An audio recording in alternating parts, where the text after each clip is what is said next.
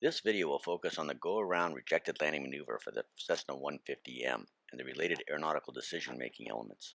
A go-around can be initiated for a number of reasons: conflicting traffic that could affect the safety of your approach and landing, a potential or actual wake turbulence encounter, weather such as a sudden change in wind speed or direction, an air traffic control directive instructing the pilot to go around, or my personal favorite, because my instructor told me to.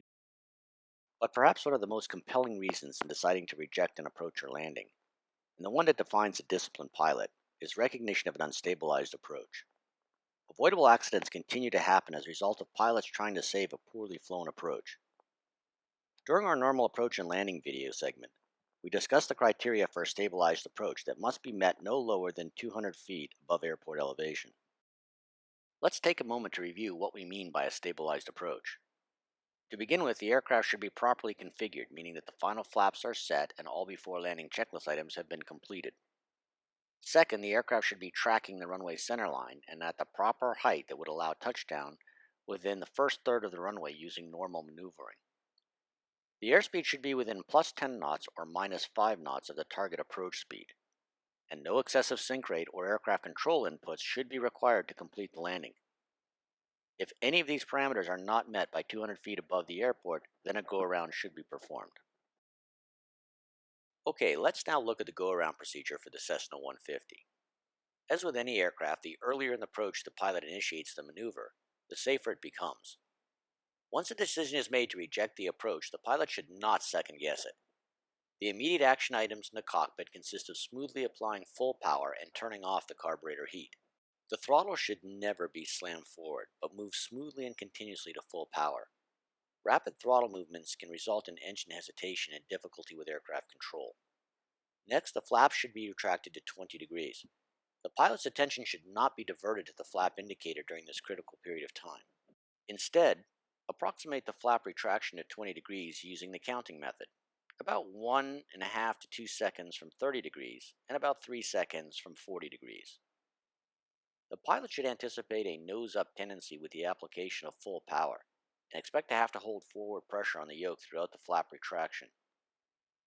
The initial target airspeed is 60 knots, and under no circumstance should the pilot allow the speed to decay below this. In addition, the pilot should apply right rudder to counteract the left turning tendency resulting from the application of power to keep the plane coordinated. With the immediate action items completed and the plane under positive control, the flap should be retracted to 10 degrees. Again, a count method should be used rather than diverting tension away to the flap indicator, about 1 to 2 seconds. At this point, a positive rate of climb should be established at no less than 60 knots and the plane retrimmed as necessary. At a safe altitude and with a positive rate of climb established, the flap should be retracted and the pitch attitude adjust for a climb at VY or about 68 knots. If the go-around was initiated due to conflicting traffic on the runway, the pilot may offset the airplane to one side of the runway to have better visibility of the traffic. With the aircraft configured and climbing, the pilot should announce the go-around. One of the biggest mistakes I see pilots make during the go-around procedure is to communicate far too quickly.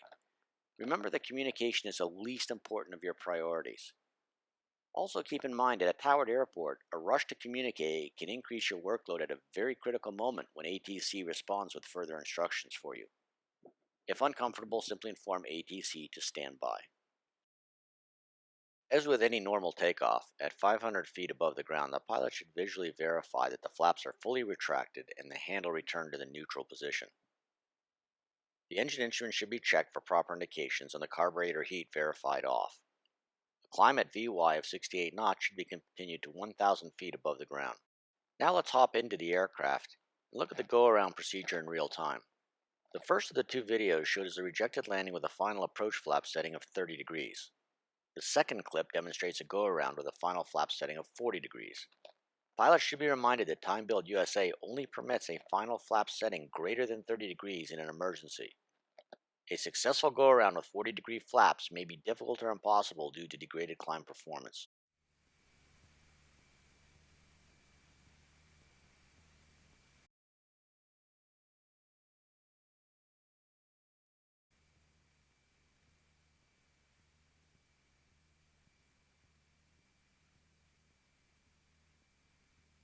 Going around. Full power. Heartbeat cold. Flaps 20. Gain 60, no less. Positive rate, flaps 10.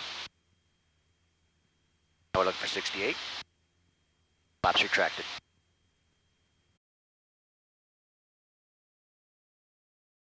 If necessary, we'd offset left or right for traffic. We'll continue straight ahead. Now we'll call the go-around. Black of traffic, Cessna's going around, runway 27, remaining left traffic, welcome.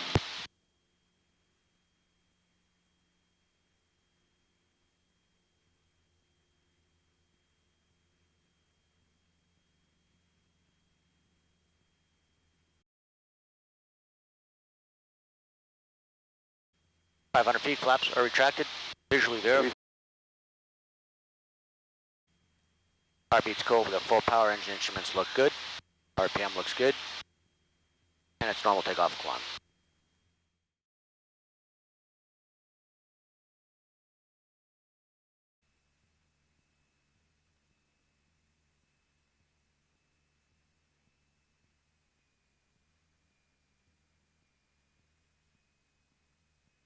Going around.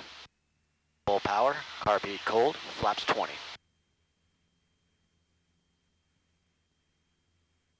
Gain 60, flaps 10, positive rate. 68, flaps retracted, climb out of VY 68.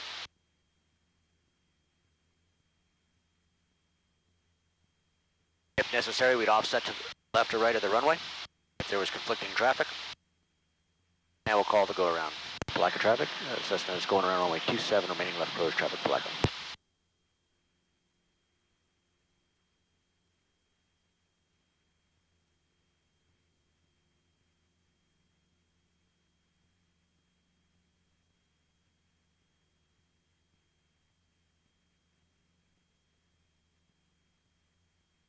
500 feet.